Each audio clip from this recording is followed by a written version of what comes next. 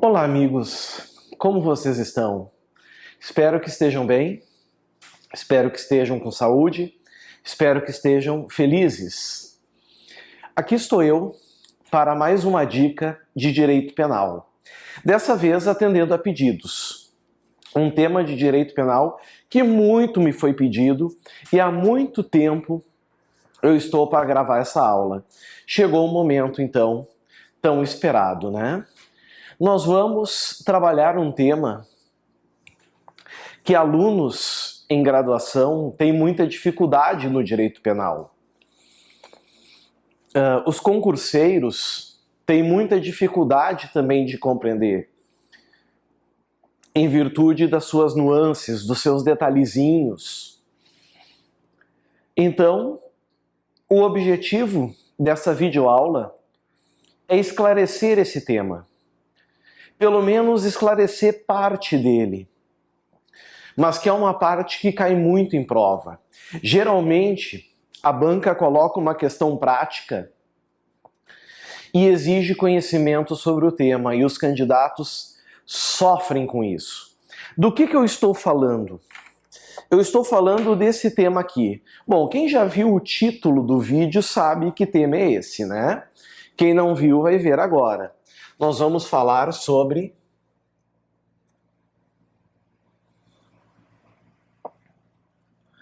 a relação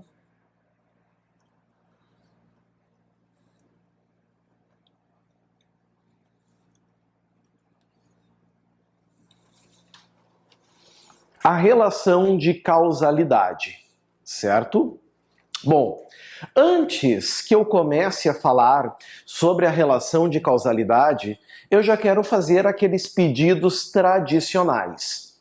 O primeiro pedido, pessoal, antes de mais nada, parem tudo.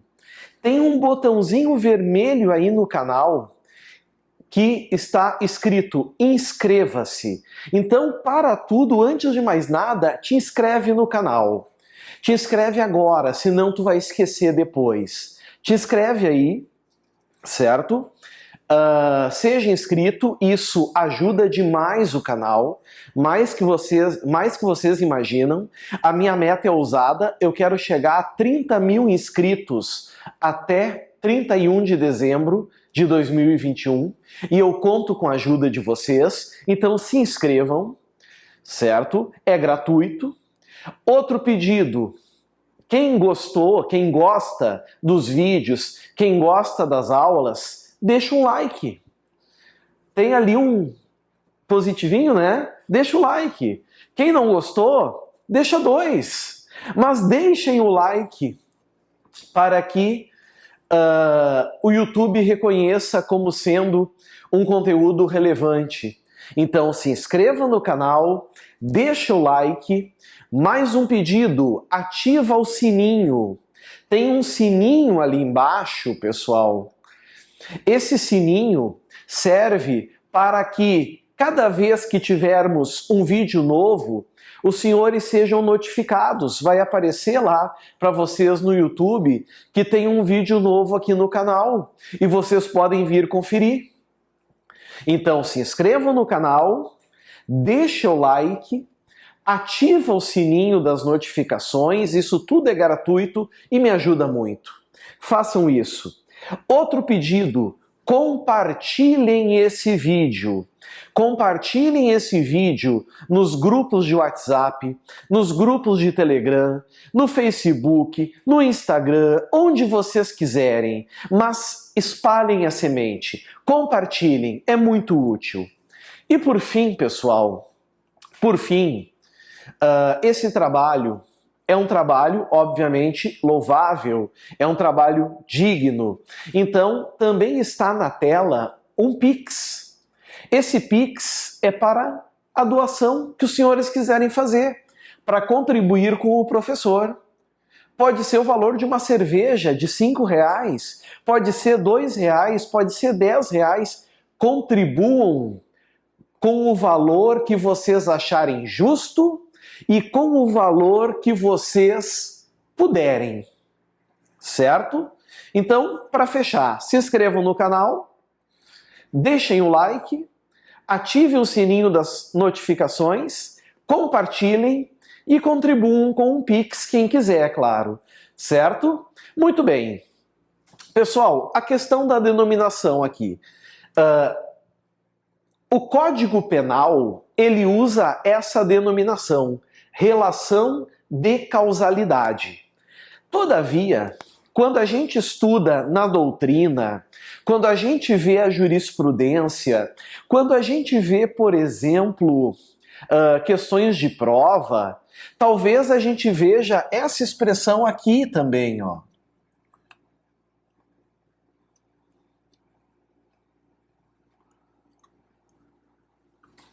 Nexo causal. Saibam, é a mesma coisa. É o mesmo tema que a gente estuda no direito penal, na teoria geral do delito. Certo? Relação de causalidade ou nexo causal. É a mesma coisa. Ah, professor, mas eu adoro folhear o código. Onde é que eu acho esse tema no Código Penal? Onde é que eu vou encontrar no Código Penal a relação de causalidade ou nexo causal? Vocês vão encontrar, meus amigos, no artigo 13, tanto no caput quanto no parágrafo 1º. Professor, eu estou sem o meu código aqui e estou com preguiça de pegá-lo. Então eu vou entregar a lei para vocês. Vem comigo. Está aqui. Título 2 do crime. Relação de causalidade. Esse é o título que o legislador dá, não é? Relação de causalidade. Mas como eu disse para vocês, a gente pode chamar também de nexo causal. Aí nós vamos ter o artigo 13, que diz o resultado de que depende a existência do crime somente é imputável a quem lhe deu causa. Considera-se causa, ação ou omissão sem a qual o resultado não teria ocorrido. E a gente ainda tem o parágrafo 1º, superveniência de causa independente, onde fala a superveniência de causa relativamente independente exclui a imputação quando por si só produz o resultado. Os fatos anteriores, entretanto, imputam-se a quem os praticou.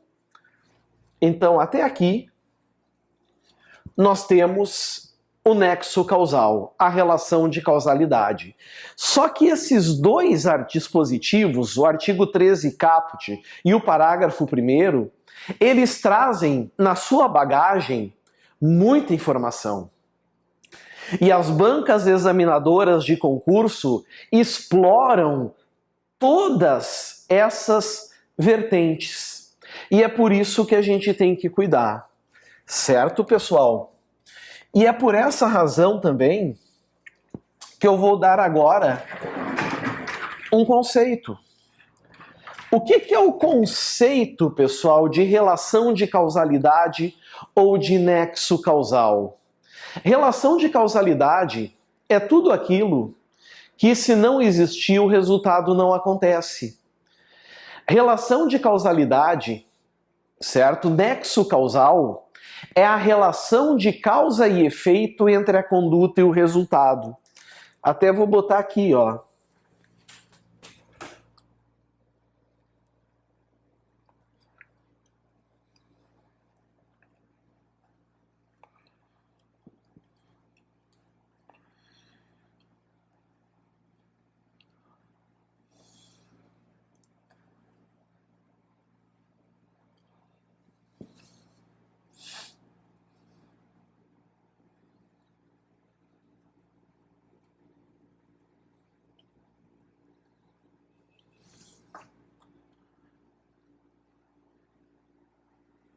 Aqui está. é a relação de causa e efeito entre a conduta e o resultado. É um liame, certo?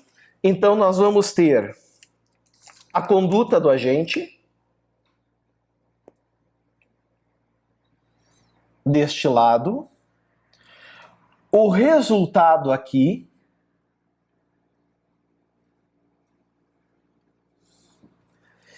e nesse espaço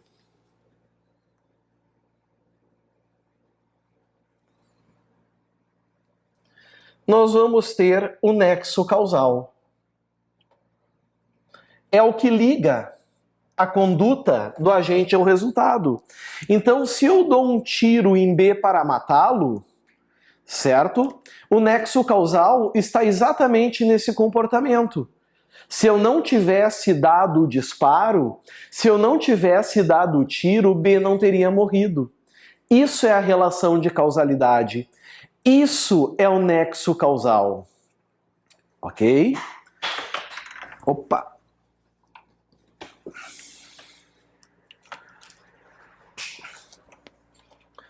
Vamos apagar agora isso que está aqui.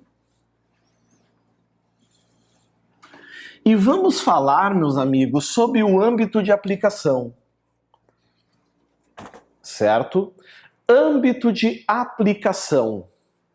Eu quero que vocês entendam que o nexo causal só se aplica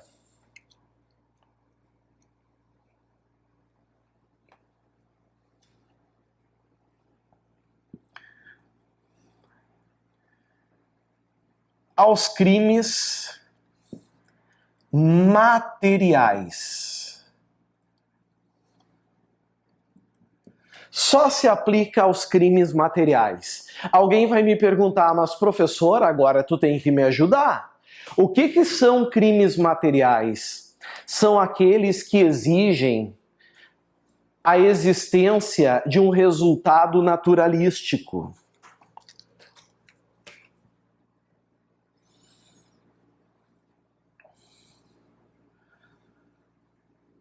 Agora muitos vão dizer, ih, professor, piorou. Complicou a minha vida. O que é um resultado naturalístico, ao fim das contas? Resultado naturalístico, pessoal, é tudo aquilo que causa modificação no mundo exterior. Ou seja, antes era de uma forma, agora passou a ser de outra. Então, por exemplo, A, com animus necandi, ou seja, com o dolo de matar B, A mata B, certo? Com um disparo. Ocorreu a morte. O que isso quer dizer? Antes, B estava vivo. Agora, B está morto. Ou seja, o homicídio é um crime material. Porque o homicídio, ele deixa um resultado naturalístico. Ele traz uma modificação no mundo exterior. Não é só o homicídio. O estupro, certo? Pelo menos na modalidade de conjunção carnal, ele é um crime material. Por quê? Porque tem ali um resultado naturalístico. Antes não havia conjunção carnal, as lesões. Depois houveram. O furto é um crime material, porque outrora não tinha redução patrimonial. Após, passou a ter. Então, pessoal, é indissociável. Sempre que vocês ouvirem falar em relação de causalidade, ouvirem falar de nexo causal, saibam que nós estamos falando de crimes materiais, que possuem um resultado naturalístico, certo? Não se trata de crimes formais, que, embora exista resultado naturalístico, mas ele não precisa ocorrer, ou crimes de atividade, né? que não tem resultado naturalístico. Não. Nexo causal é só para crimes materiais. É por essa razão que quando a gente pega o artigo 13, ele já começa com a palavra o resultado. O resultado de que depende a existência do crime. Está aqui. O resultado de que depende a existência do crime. Isso nos traz dois recados. O primeiro, pessoal, que só há nexo causal em crimes materiais, certo? Ou seja, que esse resultado aqui é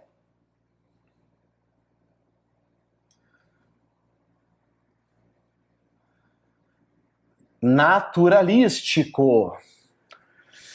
E segundo, pessoal, que já caiu em prova e eu não queria que os senhores errassem, é o seguinte: não existe crime sem resultado.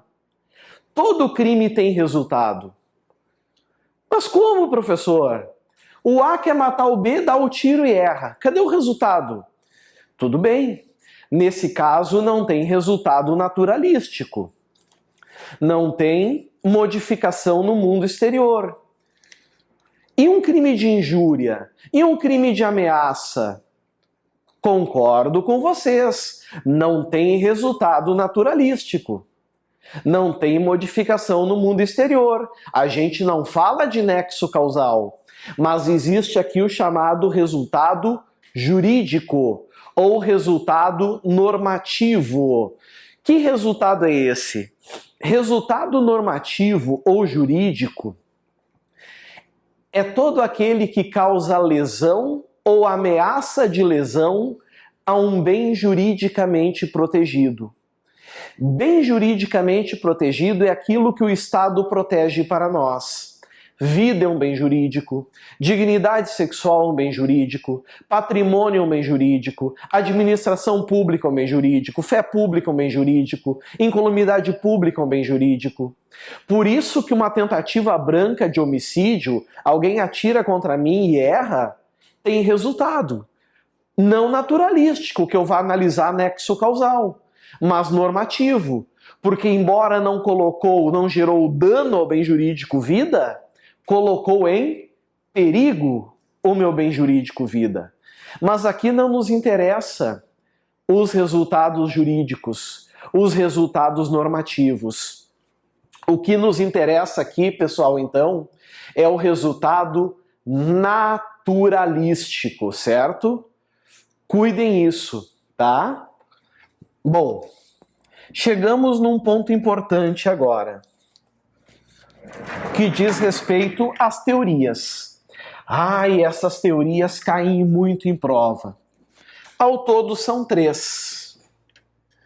Ao todo são 3 teorias que falam sobre a relação de causalidade. Ou, como vocês preferirem, o nexo causal. Tá? Eu já vou eliminar uma que eu não vou trabalhar com vocês, que é a chamada teoria da imputação objetiva, de Jung Jacobs, um grande jurista alemão. Eu não vou trabalhar a teoria da imputação objetiva, porque ela demanda uma aula inteira, mas quem quiser tem no meu canal uma videoaula sobre a teoria da imputação objetiva. Nós vamos trabalhar as outras 2, que estão no Código Penal brasileiro, certo? Então nós vamos botar assim, ó.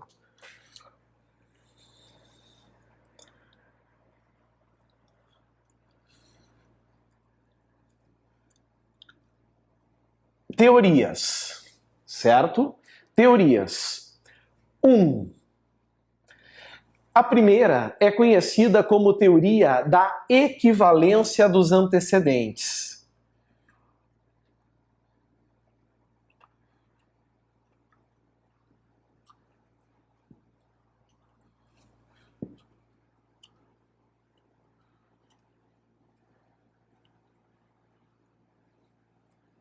Vai, galera, se inscreva no canal, deixa o like, ativa o sininho, compartilha, deixa teu Pix, ajuda o canal. Teoria dos antecedentes, certo? Essa teoria, na tua prova, ela pode vir com outro nome. Ela pode vir também, meus amigos, como teoria da equivalência das condições. Teoria dos antecedentes, ou teoria da equivalência das condições, ou teoria da condição simples, também é sinônimo, teoria da condição simples, ou teoria da condição generalizadora. Olha só, equivalência dos antecedentes, teoria da equivalência das condições, teoria da condição simples, teoria da condição generalizadora, mas ela é mais conhecida e cai mais em prova como sendo chamada também de teoria da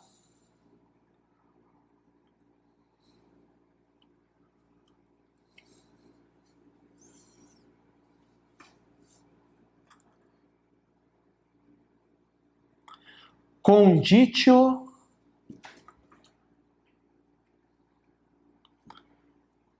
sine qua non. Certo? Equivalência dos antecedentes causais, teoria da equivalência das condições, teoria da condição simples, teoria da condição generalizadora, ou, finalmente, então, teoria da conditio sine qua non. Certo? Já adianto a vocês, essa teoria, pessoal, ela é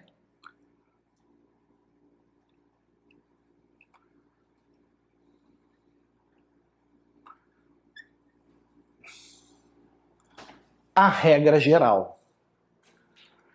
E por que ela é a regra geral? Porque nós encontramos ela, meus amiguinhos,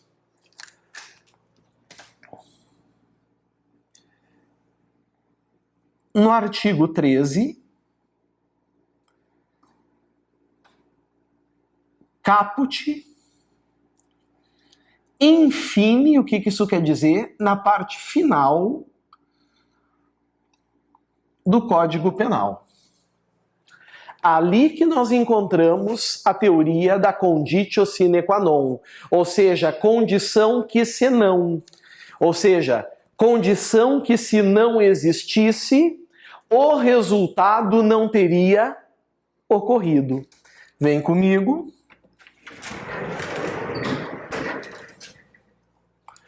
Vejam.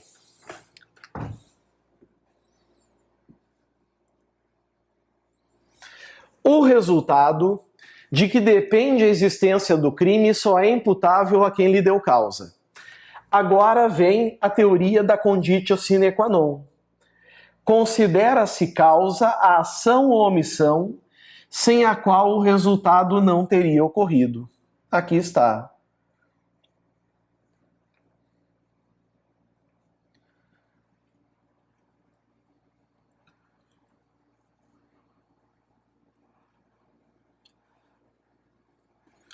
Conditio sine qua non.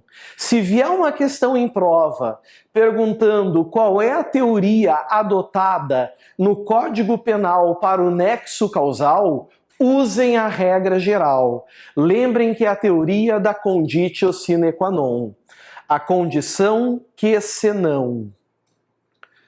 Certo? Para essa teoria, pessoal, eu quero que vocês entendam uma coisa.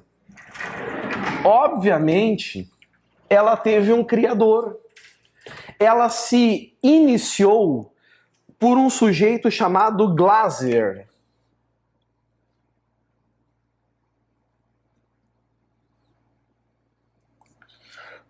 Posteriormente, ela foi melhor desenvolvida por dois sujeitos. O primeiro, von Bury,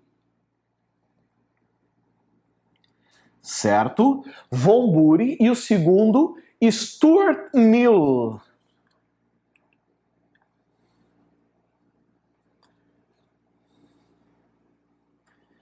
Isso lá pelos anos de 1873.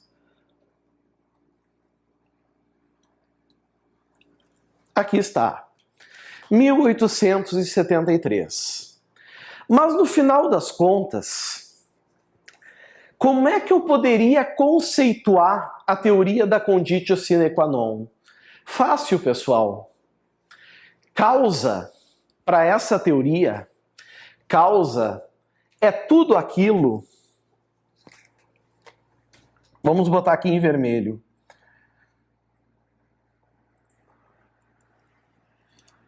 Causa é tudo aquilo sem o qual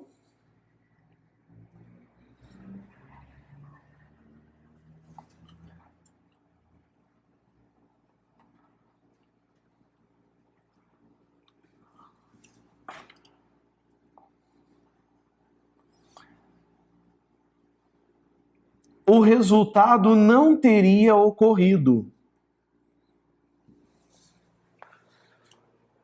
Quando ocorreu e como ocorreu.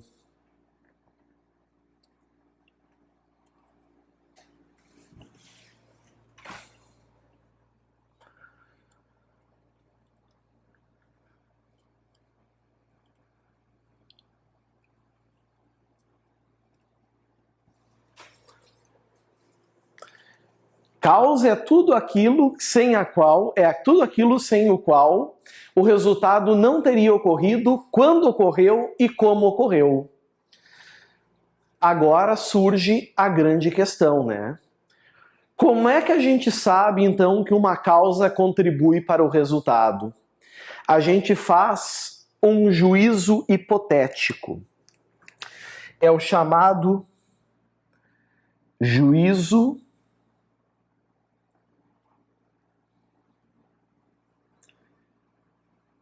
hipotético de um sueco, de von Thierry. Aqui está. Certo? Juízo hipotético de von Thierry, assim que se fala. É um sueco. Como é que se faz esse juízo hipotético? A gente tira a causa da sua cadeia natural.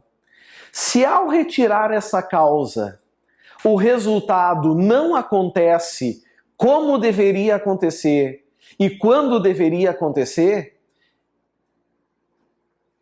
essa condição não é causa do resultado. Exemplo. Vamos pegar um exemplo, tá? O exemplo que eu vou pegar para vocês agora é um exemplo damasiano. O que quer dizer exemplo damasiano? É o exemplo do nosso grande mestre saudoso, Damásio Evangelista de Jesus. Quem já tem alguns anos de estudo de direito penal, quem estudou direito penal, estudou direito nos anos 70, 80, 90, 2000, estudou pelas obras do Damásio, né? Vamos botar aqui 7 situações, tá? 1, 2, 3, 4, 5, 6, 7. Eu vou botar 7 causas aqui no quadro. A primeira.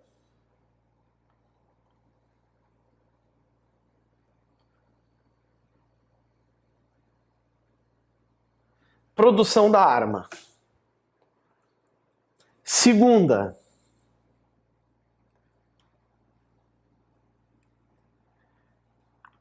Aquisição da arma pelo agente. Aqui a produção da arma pelo fabricante. Aqui a aquisição da arma. Aqui, amigos, a compra do revólver. Aqui foi produzida a arma. Aqui o comerciante adquiriu. Aqui o agente comprou do comerciante. Certo? Aqui ele fez uma refeição em um restaurante. Ok? Aqui ele arma a emboscada.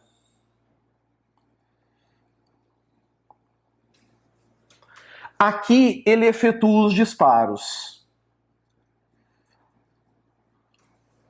E aqui ocorre a morte da vítima.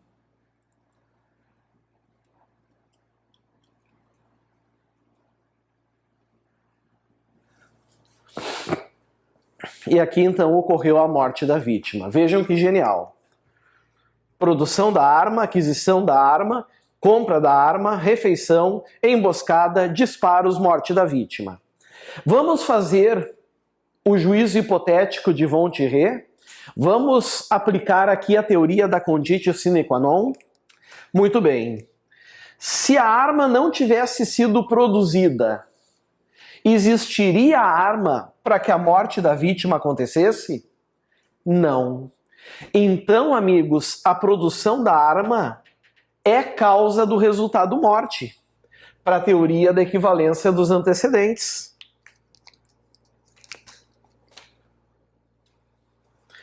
A aquisição da arma pelo comerciante. Se o comerciante não adquirisse a arma, ele teria a arma para vender para o agente? Não. Então, a aquisição da arma é causa do resultado morte da vítima? É. Botamos aqui. Número 3. Compra da arma pelo agente. Se ele não tivesse comprado a arma, ele teria a arma para matar a vítima? Não. Então, também é causa do resultado. Fazendo a refeição ou não fazendo a refeição? Isso muda, pessoal? O resultado morte deixaria de ocorrer se ele deixasse de se alimentar? Não. A morte ocorreria de qualquer maneira. Então, a refeição, pelo juízo de Von Thierry, não é causa do resultado. Sai da cadeia causal. A emboscada é causa do resultado? Sim, porque foi assim que pegou a gente de surpresa. Os disparos são causa do resultado? Não preciso nem perder tempo dizendo que sim, né? E gerando, então, finalmente a morte da vítima. Vejam que os eventos 1, 2, 3, 5 e 6 geraram a morte da vítima. O único que eu posso tirar da cadeia causal é o 4. O 4 ele é irrelevante para a teoria da conditio sine qua non. Agora, como eu disse para vocês, essa teoria ela é uma regra geral.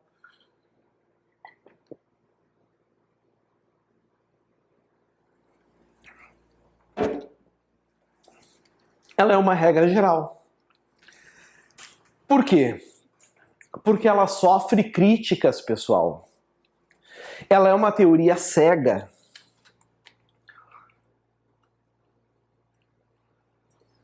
Ela é cega porque ela é ad infinitum.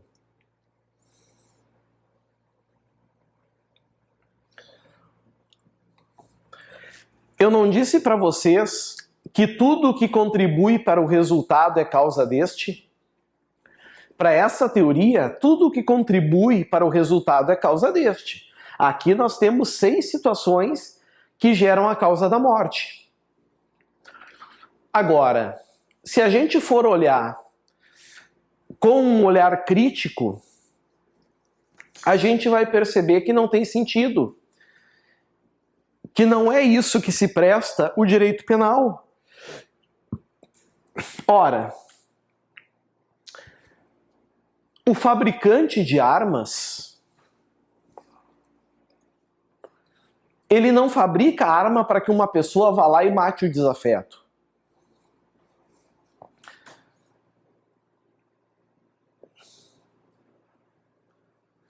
O comerciante, ele vende armas para fins lícitos. Então ele vendeu a arma para o sujeito aqui para que o indivíduo fizesse bom uso do revólver. Aqui, pessoal, ele só iria realmente responder pelo homicídio se ele soubesse que aquela arma fosse usada para o homicídio e facilitasse a venda para isso. Então a gente vai para onde? A gente vai para uma cadeia infinita. O A matou o B. Se o A não tivesse dado o disparo, o B morreria? Não. Então o disparo é causa da morte. Suponhamos que o pai de A emprestou a arma para o A matar o B. Se não fosse o pai emprestar a arma para o A teria a arma para matar o B? Não. Então, para essa teoria, o pai é causa do resultado? É. Vamos supor que esse pai comprou a arma clandestinamente do japonês que fica na esquina. Se o japonês não tivesse vendido a arma para o pai teria a arma para emprestar para o A para matar o B? Não. Então o japinha lá é causa do resultado para essa teoria? Claro. Com certeza. Se a Taurus, empresa de armas, não fabricasse armas, existiria a arma para o japa adquirir, vender para o pai emprestar para o A matar o B? Não.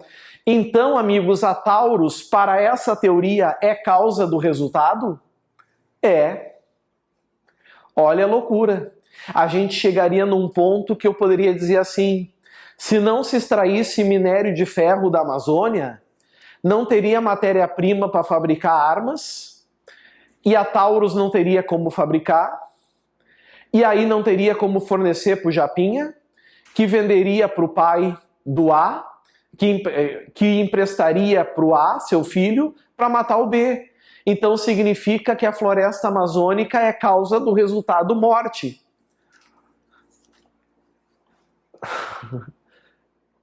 Se os pais de A não tivessem uma noite maravilhosa, regado a vinho, tainha e bastante sexo, será que eles teriam gerado o A para que o A pudesse adquirir a arma e matar o B? Então a relação sexual do casal é causa do resultado morte? Se no paraíso Eva não tivesse comido do fruto proibido e desse para Adão o fruto proibido, significa que não estaríamos no pecado. Então Adão e Eva também é causa do resultado? Perceberam o problema dessa teoria? Essa teoria do 13 caput, pessoal, ela é infinita, certo? Então, o que aconteceu, pessoal? Primeiro, se entendeu que é preciso aqui uma relação de adequação.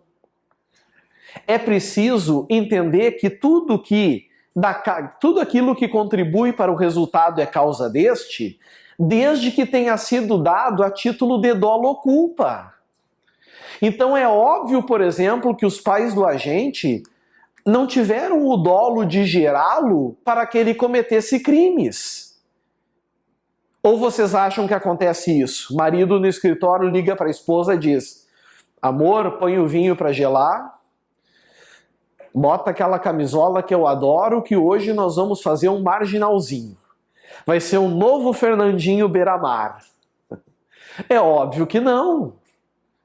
Por esse motivo sai da cadeia causal, porque não há o dolo. Assim como não há o dolo da produção da arma, da aquisição da arma pelo comerciante. Certo? Cuidem isso. Isso é o quê? É um limitador da teoria da equivalência dos antecedentes, da teoria da conditio sine qua non. Mas como eu disse para vocês, nós não temos só uma teoria, nós temos três. A imputação objetiva nós não vamos trabalhar aqui. A equivalência dos antecedentes, ou conditio sine qua non, nós trabalhamos agora. Agora nós vamos para uma outra teoria, que eu vou botar aqui como número 2.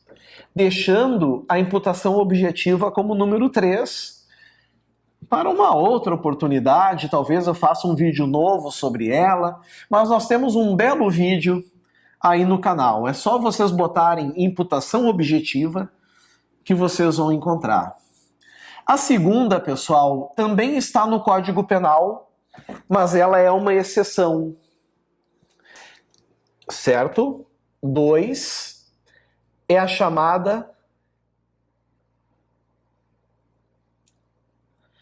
teoria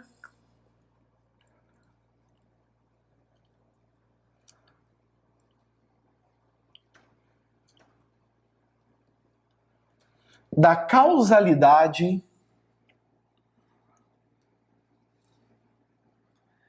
adequada. Essa teoria também tem sinônimos? Tem, amigos. Essa teoria também tem sinônimos que podem vir na tua prova. Ela pode vir também teoria da condição qualificada. A conditio sine qua non é teoria da condição simples. A causalidade adequada é teoria da condição qualificada. Ou teoria individualizadora. Individualizadora.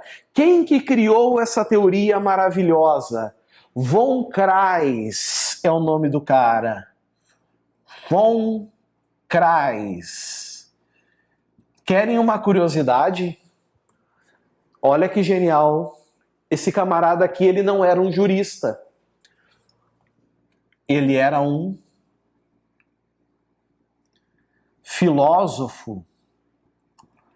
Ele não era um jurista, ele era um filósofo, pessoal.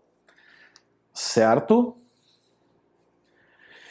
Onde nós encontramos essa teoria no Código Penal? Nós vamos encontrar no artigo 13, obviamente, mas no parágrafo 1º do Código Penal. Vamos lá dar uma olhadinha? Vem comigo! Artigo 13, parágrafo 1º. Superveniência da causa independente. A superveniência de causa relativamente independente exclui a imputação quando por si só produziu o resultado. Os fatos anteriores, entretanto, imputam-se a quem os praticou. Aqui nós vamos ter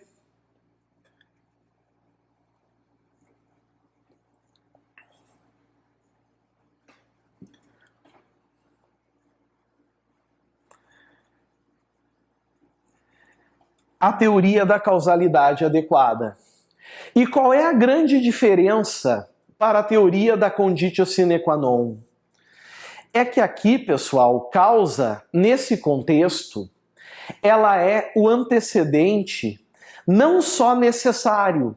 Na conditio sine qua non era uma causa necessária, aqui também. Mas não só necessária, mas também adequada à produção do resultado. Então nós vamos ter aqui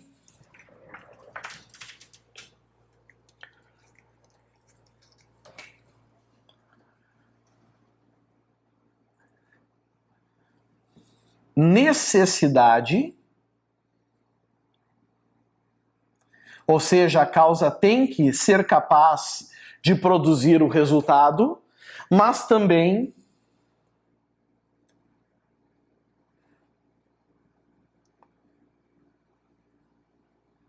adequação, certo?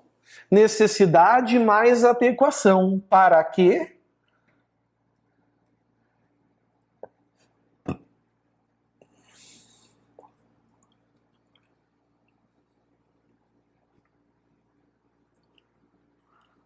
Para a produção do resultado.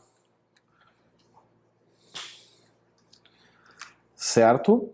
Alguém vai me perguntar, professor, legal, tem que ter uma conduta adequada, mas o que é conduta adequada? O que seria essa conduta adequada? Amigos, conduta adequada é aquela conduta idônea. apta, tomando por base o HM, que é o que nós chamamos de homem médio. É aquela idônea a gerar o efeito. Então aqui a gente exclui alguns efeitos, como por exemplo, nós excluímos aqui efeitos extraordinários, nós excluímos daqui casos fortuitos como fenômenos da natureza, nós excluímos aqui situações excepcionais, anormais. A gente toma por base o juízo do homem médio, a experiência comum. Certo? A gente tem aqui uma regularidade estatística, aquilo que normalmente pode acontecer. Certo? Por essa razão, para fechar a primeira parte da nossa aula, saibam então que o artigo 13 caput adota a teoria da conditio sine qua non, onde só se exige toda causa com o mesmo valor, todas têm o mesmo peso, necessárias à produção do resultado. Já a teoria da causalidade adequada tem que se unir o binômio necessidade e adequação, tomando por base o homem médio e a sua experiência comum. Certo? E isso está no artigo 13, parágrafo 1º. Bom, de tudo isso que eu falei para vocês,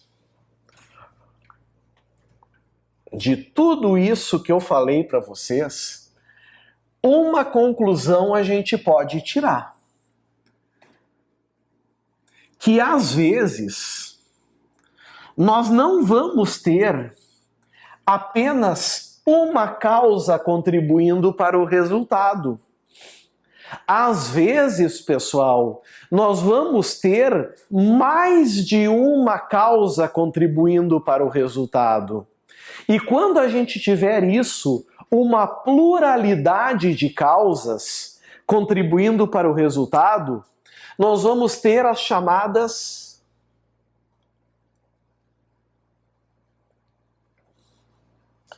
concausas. Aqui a gente inaugura a segunda parte da aula. E aí eu reforço o lembrete. Quem ainda não se inscreveu, se inscreve no canal, deixa o like, ativa o sininho das notificações, compartilha com todo mundo, se puder contribui com um Pix, sempre deixando esse recado para que os senhores lembrem. Concausas. O que são concausas, amigos? Nada mais são do que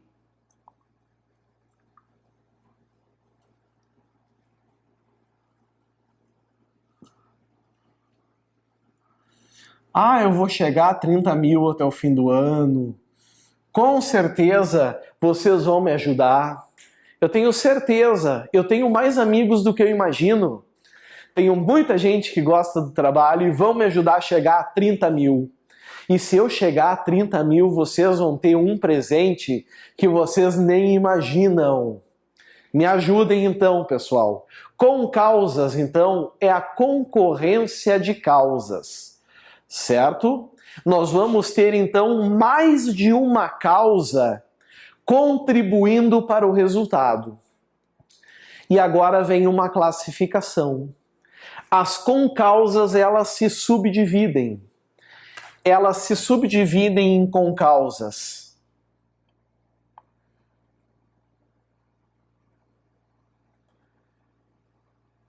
dependentes e em concausas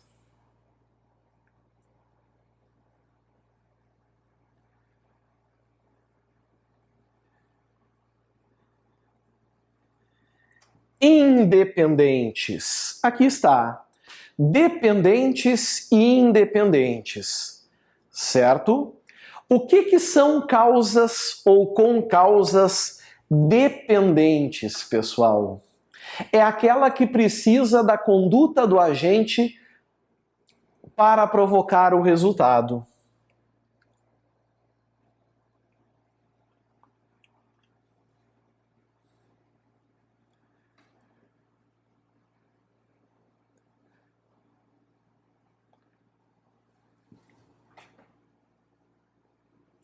é aquela que precisa da conduta do agente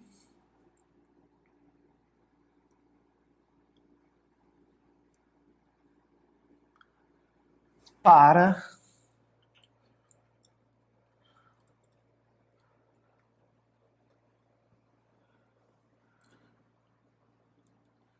produzir o resultado. Essas causas sozinhas, tá? Elas não conseguem produzir o resultado por si próprio. Elas precisam do desdobramento natural, da união entre elas. Vamos dar um exemplo? Olha só. Vou pegar o Damásio de novo. Tício, lembram dele? Tício deseja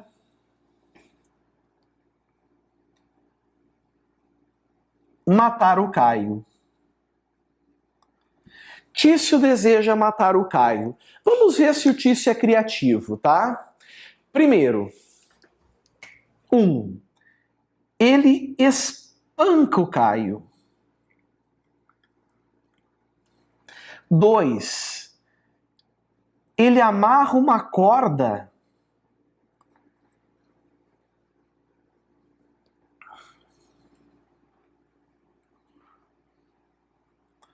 no pescoço do Caio. Depois, ele prende a corda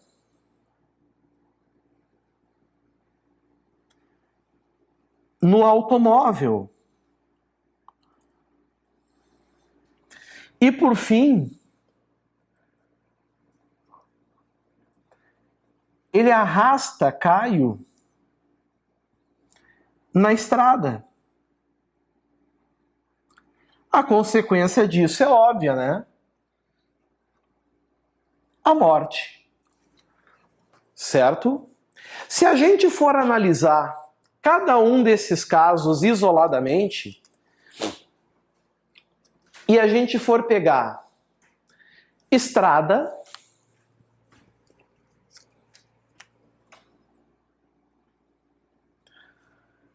corda, estrada, corda, automóvel, por si só, não gera o resultado morte. É preciso o quê, pessoal? Aqui. É preciso que esses atos todos sejam praticados em um desdobramento natural. E aí sim, eu pergunto para vocês, nesse exemplo, nós temos o nexo causal aqui ou não temos? Temos ou não temos o nexo causal? O nexo causal está mantido, porque se não fosse o Tício amarrando a corda no pescoço do Caio, arrastando-o pela estrada, ele teria morrido? Juízo hipotético de Vontier. Ele teria morrido? Não. Então, qual é o crime que o Tício vai responder aqui?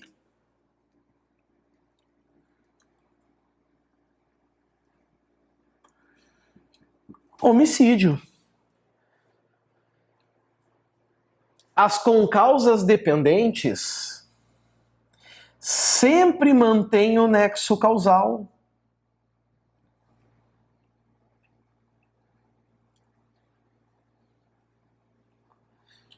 Significa que o indivíduo sempre vai responder pelo seu dolo, pelo crime que ele queria.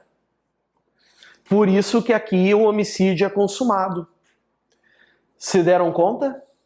Mas isso são concausas dependentes. Agora a gente vai para as mais importantes e eu vou apagar para usar todo o quadro. Eu vou precisar do quadro inteiro agora. Entrando já numa etapa final da nossa aula de nexo causal.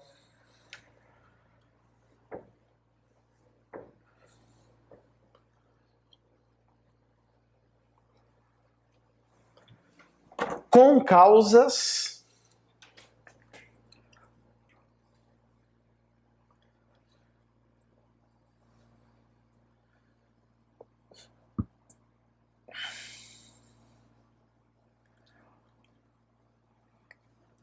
independentes, pessoal.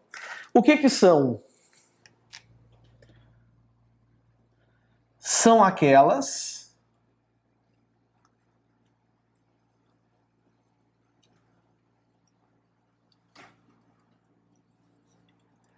que por si só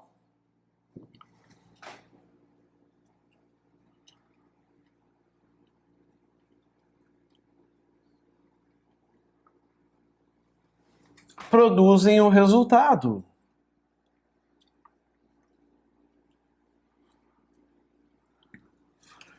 São aquelas que por si só produzem o resultado. As concausas dependentes por si só não produziam. Era preciso a junção de todas. Agora não.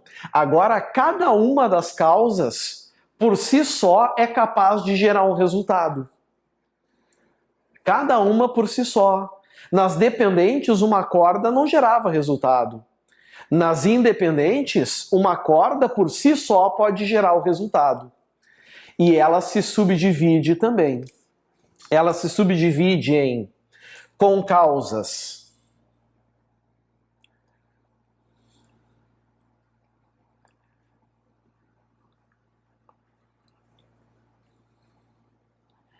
absolutamente independentes e concausas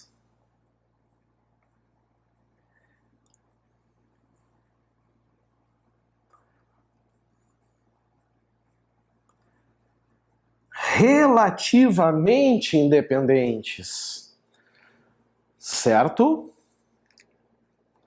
As concausas absolutamente independentes, elas também são chamadas de causalidade antecipadora.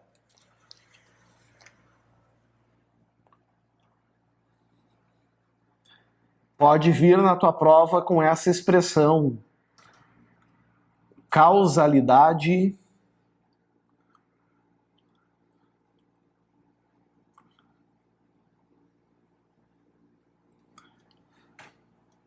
antecipadora, certo? Bom, pessoal, elas não se originam da conduta do agente. Esse é o grande segredo, certo? Elas não se originam da conduta do agente. Por isso são absolutamente independentes.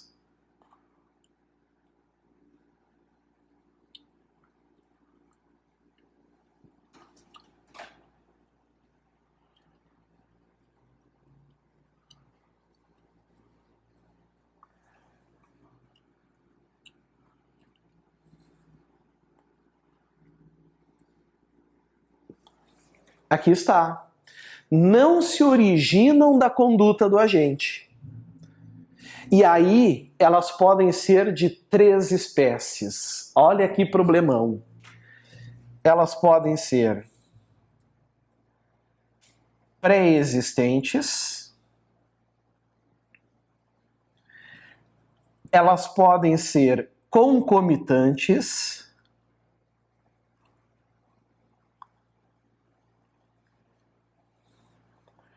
E elas podem ser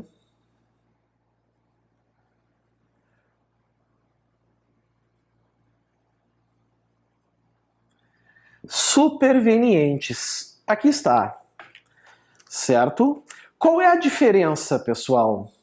A diferença é que uma concausa pré-existente é aquela que já existe antes da conduta do agente. Ela existia antes da conduta do indivíduo. E aí eu vou dar um exemplo para vocês, tá? Imaginem que A quer matar B, ok? A dá 5 tiros em B.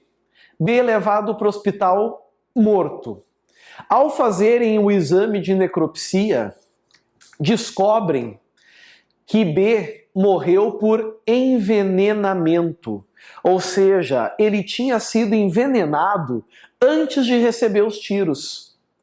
Vejam, quantas causas a gente tem aqui contribuindo para o resultado? Duas, os disparos e o veneno. Elas são dependentes? Não, porque eu não somo as duas para gerar o resultado morte. Então elas são independentes. Os disparos por si só matam alguém. O veneno por si só mata alguém. Mas uma não se originou da conduta da outra.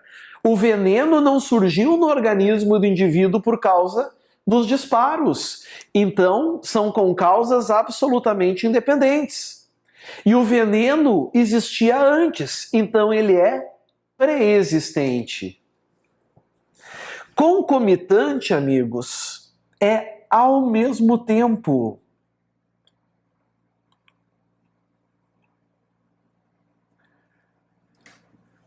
O indivíduo quer matar A, quer matar B, dá um disparo, mas ao mesmo tempo cai o teto na cabeça de B e vem a matá-lo. Nós temos duas causas contribuindo para o resultado. São concausas. Elas não são dependentes, porque uma não é o somatório da outra para gerar a morte. Elas são independentes. Elas por si só produzem o resultado. Disparo por si só mata alguém. Teto na cabeça de alguém por si só mata alguém. Certo? Vejam que a causalidade é antecipadora aqui. Então agora, o que vai acontecer, pessoal? Um não se originou da conduta do outro. Certo? Isso é concomitante. E superveniente?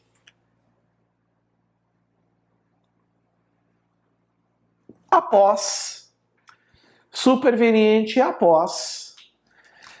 Vamos supor que o Tício quer matar o Caio envenenado. Tício ministra veneno na bebida do Caio. Enquanto o Caio está bebendo, vem alguém e efetua 5 disparos no Caio. Causa morte, disparo de arma de fogo. Causas duas, veneno, arma de fogo. Independentes, porque cada uma por si só produz o resultado. Era possível matar com veneno, era possível matar com arma de fogo. Certo? Percebam também, uma causa não se origina da outra. Só que a causa que matou surgiu depois. Isso é superveniente. Agora, o que as três têm em comum, pessoal? O que essas três têm em comum? Elas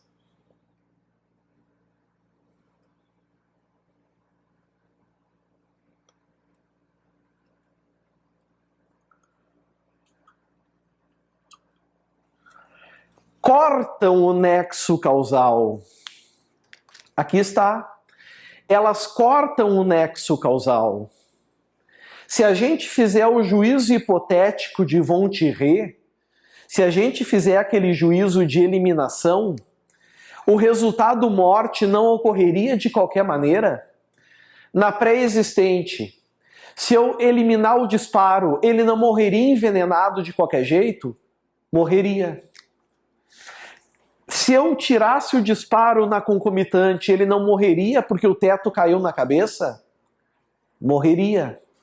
E na superveniente, se eu tirasse o veneno, ele não morreria dos disparos? Morreria. Então, nesse caso, amigo, se corta o nexo causal,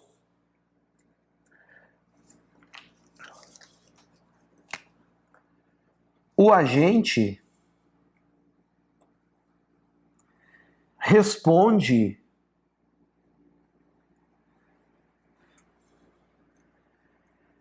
somente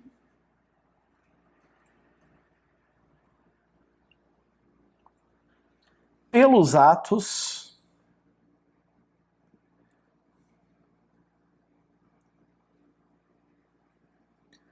já praticados.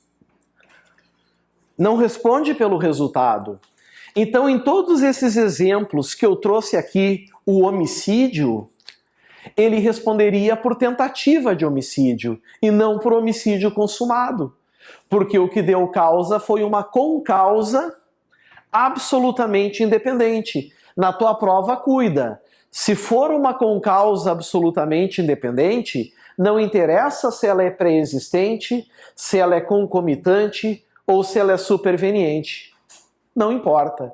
Ela sempre vai cortar o nexo causal e o indivíduo responderá só pelos atos já praticados. Certo?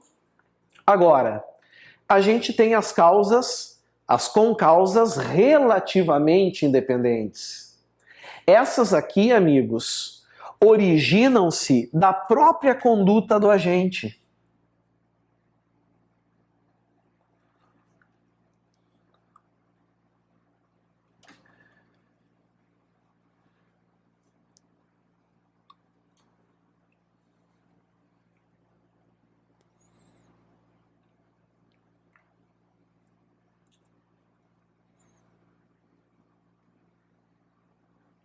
Enquanto as concausas absolutamente independentes não se originam da conduta do agente, não tem nada a ver tiro com teto caindo, veneno com arma, aqui não.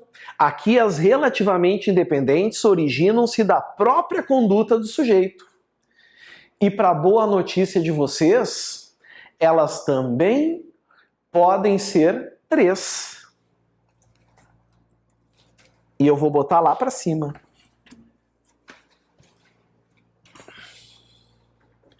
Vamos apagar aqui para ganhar espaço.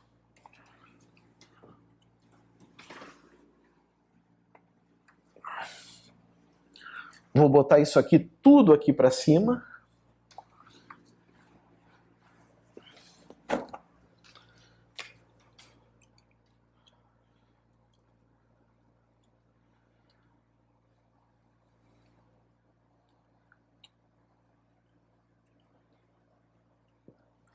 Relativamente independentes. Então são aquelas que originam-se da própria conduta do agente.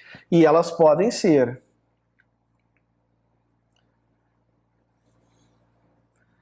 pré-existentes,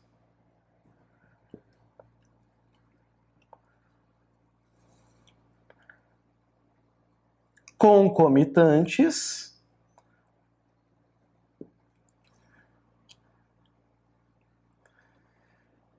e supervenientes. Agora eu vou querer o máximo da atenção de vocês. Eu vou querer agora a total atenção dos senhores, porque a gente chegou no ponto nuclear da aula. O que muita gente tem dificuldade de entender, eu quero que vocês entendam agora. Vocês já sabem que pré-existente é antes. Vocês já sabem que concomitante é durante. E vocês já sabem que superveniente é após. Isso não muda, tá? Só que a gente tem que começar falando dessas duas aqui, ó.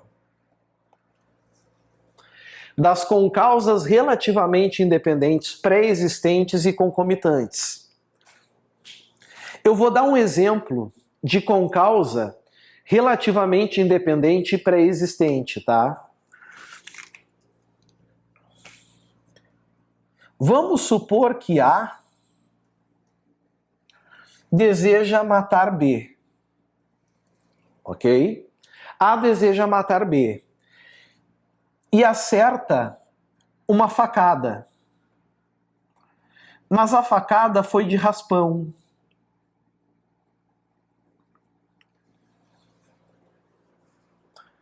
Que não mataria uma pessoa. O problema é que B padecia de diabetes. E em virtude do sangue perdido,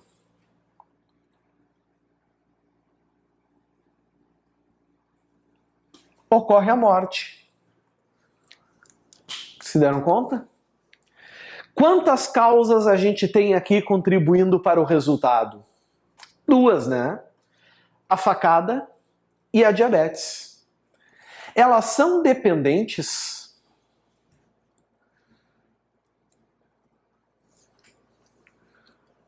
Não, né? Elas não são dependentes. A diabetes não precisa da facada. Não é o desdobramento natural. Não é a consequência natural. Tanto que a diabetes já existia. Ok? Ela é uma concausa independente. Por que independente, pessoal? Porque por si só produz o resultado. Uma facada por si só mata alguém? Mata. E a diabetes por si só mata alguém? Mata. Certo? Então elas são independentes. Só que uma se originou da conduta do agente, uma se originou da outra. A morte pela diabetes se originou da facada. Então agora nós temos uma concausa relativamente independente. Agora eu pergunto: a diabetes surgiu antes, durante ou depois da facada? Antes.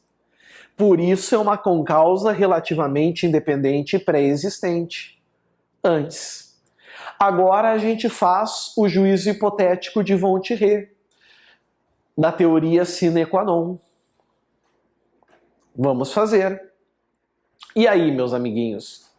Se eu tirar a facada, a morte ocorreria?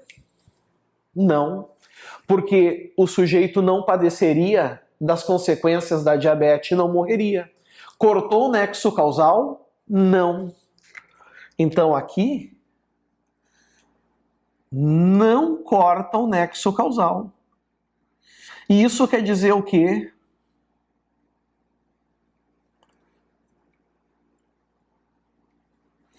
Isso quer dizer, meus amigos, que nesse exemplo o sujeito vai responder por homicídio consumado. Porque o nexo causal se mantém íntegro, se mantém intacto. Se eu tirar a conduta do agente da faca, a morte não aconteceria. E como ficaria agora a concausa relativamente independente e concomitante, ou seja, durante? Qual seria um exemplo? Eu vou dar um exemplo agora para vocês. Vamos supor que A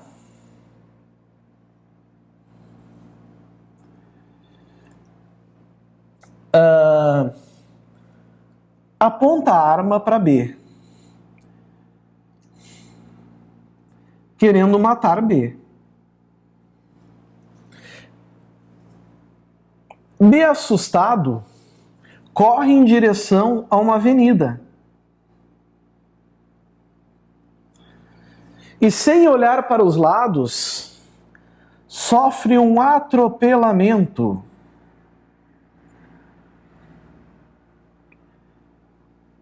Gerando sua morte. Quantas causas a gente tem aqui contribuindo para o resultado? 2, né? A arma apontada e o atropelamento. Essas causas, elas são dependentes ou independentes? Elas são independentes, porque por si só produzem um resultado. Uma arma por si só mata alguém. O atropelamento por si só mata alguém.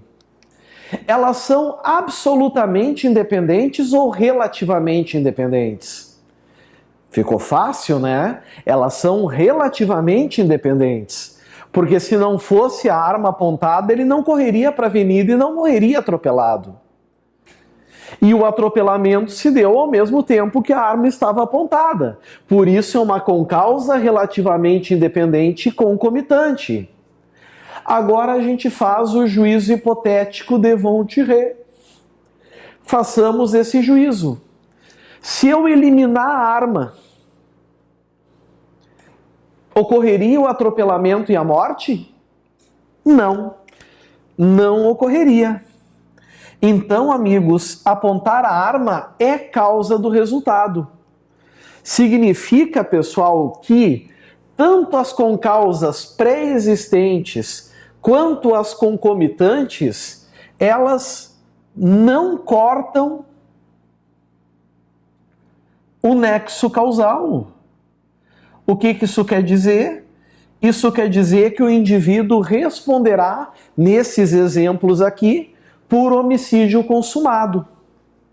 Então, o que a gente viu até agora? A gente viu que as concausas dependentes sempre vão imputar ao indivíduo o resultado. Porque todas elas, lembram? Corda, estrada, carro. Se tu tirar um delas, o resultado não acontece. As dependentes nunca cortam o nexo causal. As absolutamente independentes sempre cortam o nexo causal.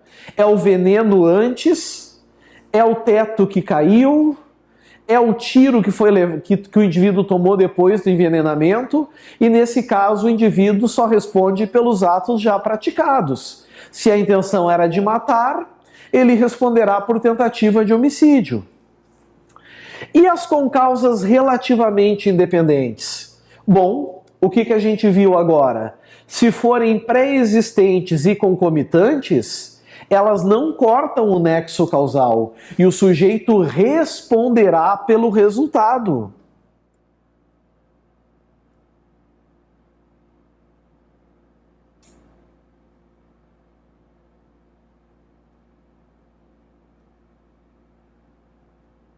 Aí está, responde pelo resultado, certo? Só que agora chegamos no núcleo do ponto, o núcleo, o olho da minhoca, que são as concausas relativamente independentes supervenientes. E elas podem ser de duas espécies. A, que por si só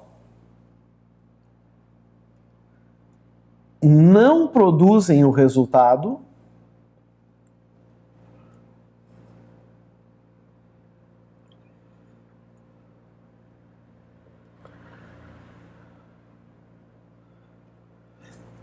e B,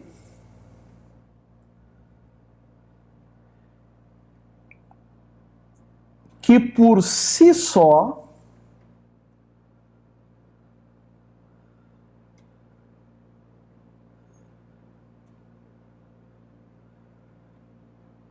produzem o resultado. Cada uma delas vai gerar um efeito diferente. Certo? Eu vou começar com essa primeira aqui, que por si só não produz o resultado. Olha o exemplo, tá? Vamos supor que A deseje matar B. Tá? O A deseja matar B. O A efetua um disparo que atinge B. B é levado ao hospital. E durante a cirurgia ocorre a morte por imperícia médica.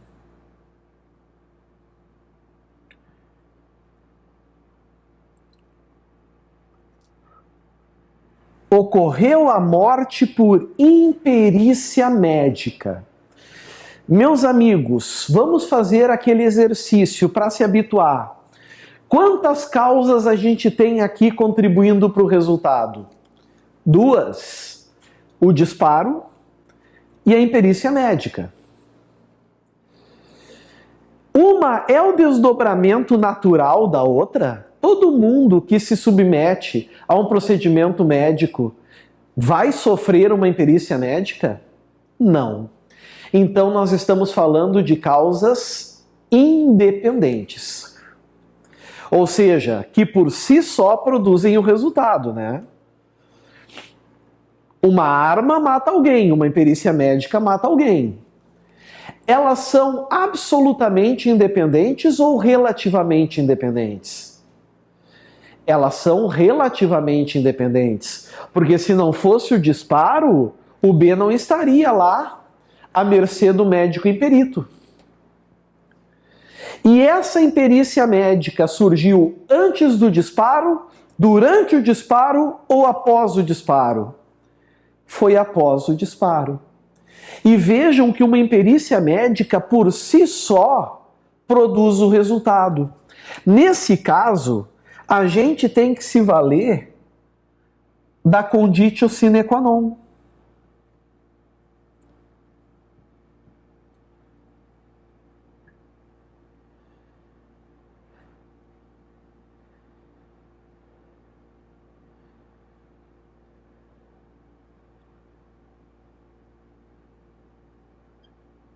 Artigo 13 caput. A gente tem que se valer dele. Tira o disparo. A morte aconteceria? Não. Significa que nesse exemplo o A responderá pelo quê, meus amigos? O A vai responder pelo quê? Por homicídio consumado. Certo? Por homicídio consumado. A mesma coisa se ele recebesse um disparo, fosse para o hospital, lá ele pegasse uma infecção hospitalar e morresse da infecção. O A responderia por homicídio consumado. Não corta o nexo causal.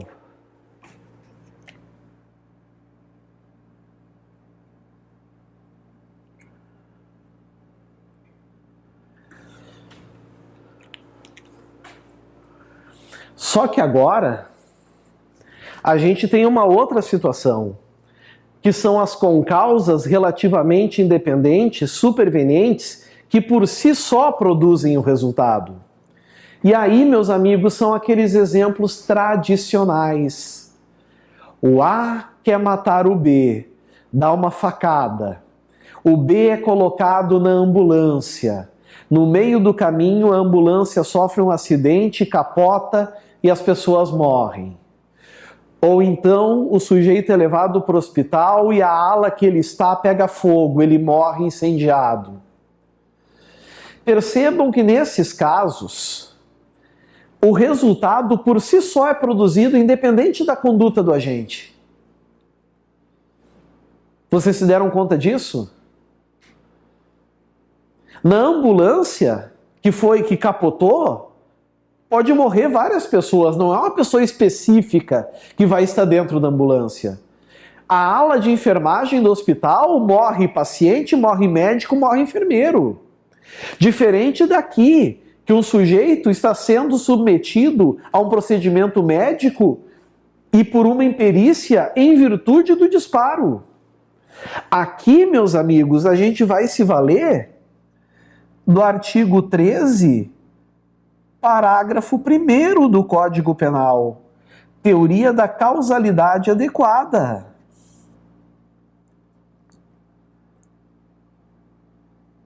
E o que isso quer dizer?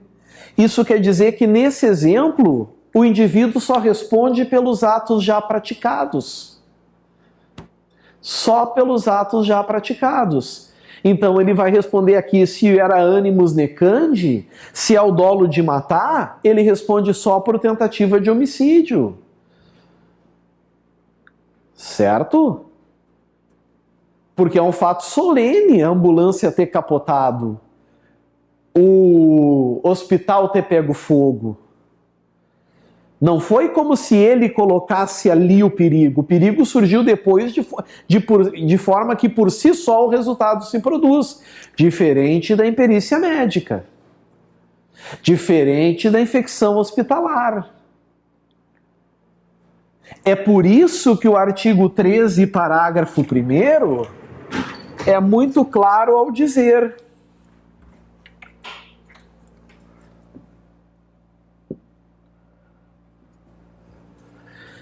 a superveniência de causa relativamente independente exclui a imputação, ou seja, corta o nexo causal.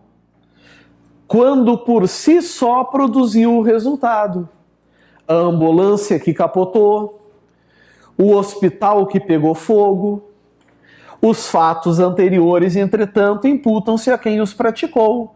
Ou seja, enquanto, amigos, no 13 caput, basta que o resultado seja necessário, por exemplo, em perícia médica,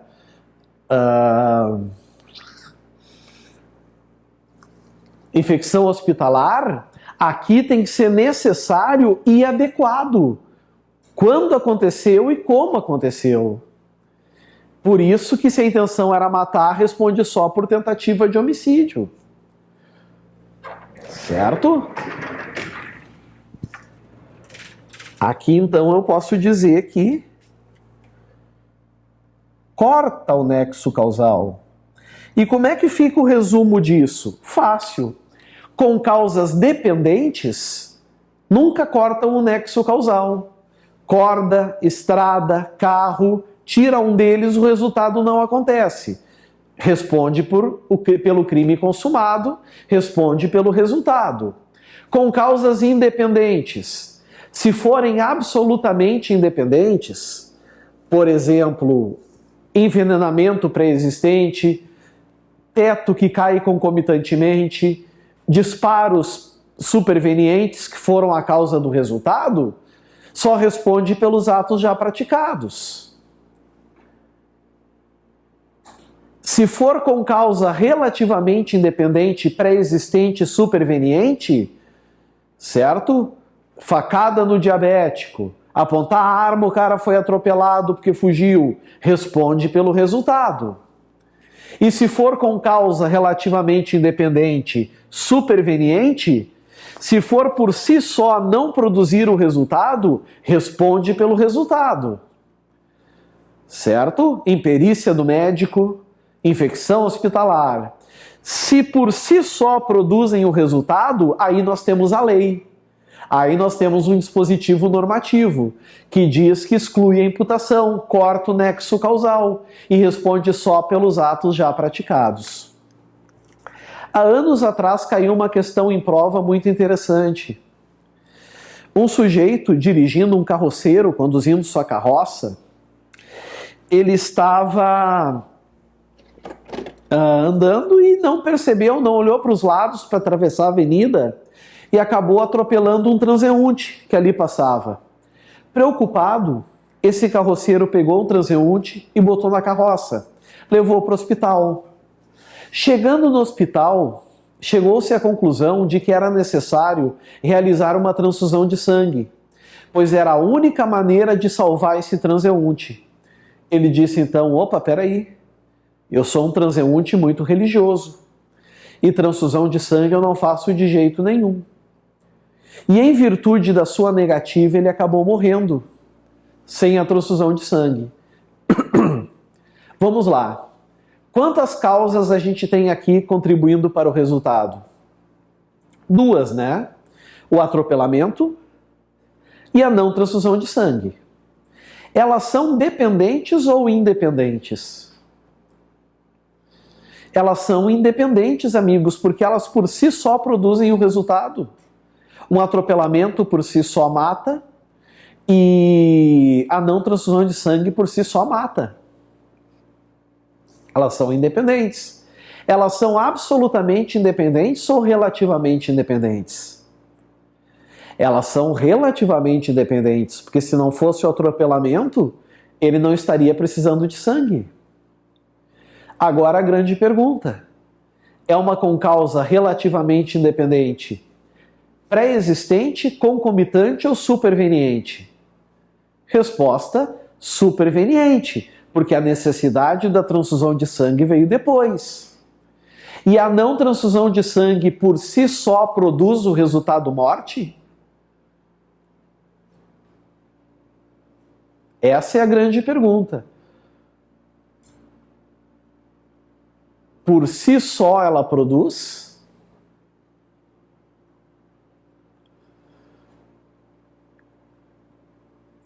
Se deram conta disso? por si só, certo? Por si só, ela produz o resultado. Por si só, uma não transfusão de sangue produz o resultado. Significa que o carroceiro não responderá pelo resultado morte. Ele responderá só pelos atos já praticados. Ele queria matar? Não. Então ele não responderá por homicídio. Ele responderá por lesão corporal. Dolosa ou culposa? Culposa, porque foi por negligência. Então é lesão corporal culposa. Pelo Código Penal ou pelo Código de Trânsito? Ah, foi em via pública. É Código Penal, meus amigos, porque carroça não é veículo automotor. Certinho? E assim, amigos, a gente finda o nosso tema relação de causalidade, nexo causal. Eu tenho certeza que se os senhores observarem tudo que foi visto nessa aula, pode vir qualquer questão que os senhores saberão. E qualquer concurso. Pode vir concurso de segundo grau, concurso de nível superior, concurso de delegado, Ministério Público, magistratura. Se estudarem essa aula que eu gravei aqui para vocês, qualquer questão vocês vão acertar. Certinho? E por fim, amigos, mais uma vez eu peço, 30 mil inscritos. Se inscrevam no canal. Eu acho que todo mundo já se inscreveu. Quem se esqueceu, se inscreva agora. Ativa o sininho, deixa o like, aquele like esperto, compartilha nos grupos. Quem puder, ajude com o Pix, será muito bem-vindo e Deus vai retribuir em dobro, certo?